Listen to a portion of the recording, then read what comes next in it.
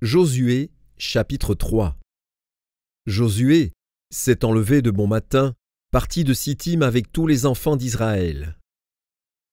Ils arrivèrent au Jourdain, et là, ils passèrent la nuit avant de le traverser. Au bout de 3 jours, les officiers parcoururent le camp et donnèrent cet ordre au peuple. Lorsque vous verrez l'arche de l'alliance de l'Éternel, votre Dieu, portée par les sacrificateurs, les Lévites, vous partirez du lieu où vous êtes et vous vous mettrez en marche après elle. Mais il y aura entre vous et elle une distance d'environ 2000 coudées. N'en approchez pas. Elle vous montrera le chemin que vous devez suivre, car vous n'êtes jamais passé par ce chemin. Josué dit au peuple, « Sanctifiez-vous, car demain l'Éternel fera des prodiges au milieu de vous. » Et Josué dit aux sacrificateurs, « Portez l'arche de l'alliance et passez devant le peuple. » Ils portèrent l'arche de l'alliance et ils marchèrent devant le peuple.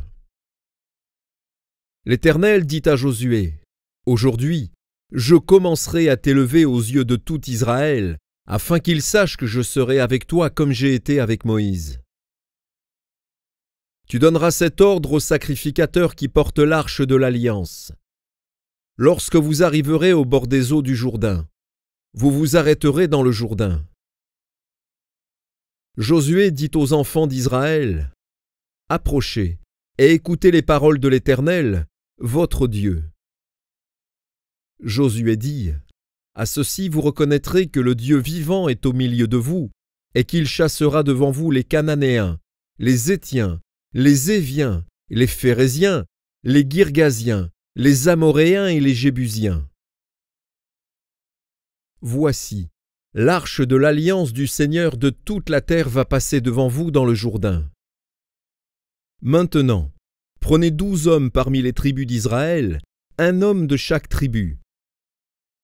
Et dès que les sacrificateurs qui portent l'arche de l'Éternel, le Seigneur de toute la terre, poseront la plante des pieds dans les eaux du Jourdain, les eaux du Jourdain seront coupées, les eaux qui descendent d'en haut, et elles s'arrêteront en un monceau.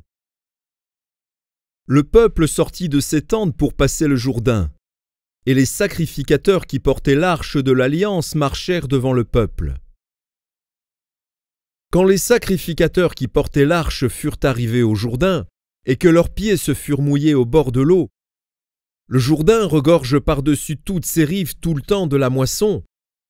Les eaux qui descendent d'en haut s'arrêtèrent et s'élevèrent en un monceau, à une très grande distance, près de la ville d'Addan, qui est à côté de Tsartan. Et celles qui descendaient vers la mer de la plaine, la mer Salée, furent complètement coupées. Le peuple passa vis-à-vis de Jéricho. Les sacrificateurs qui portaient l'arche de l'alliance de l'Éternel s'arrêtèrent de pied ferme sur le sec, au milieu du Jourdain, pendant que tout Israël passait à sec, jusqu'à ce que toute la nation eût achevé de passer le Jourdain.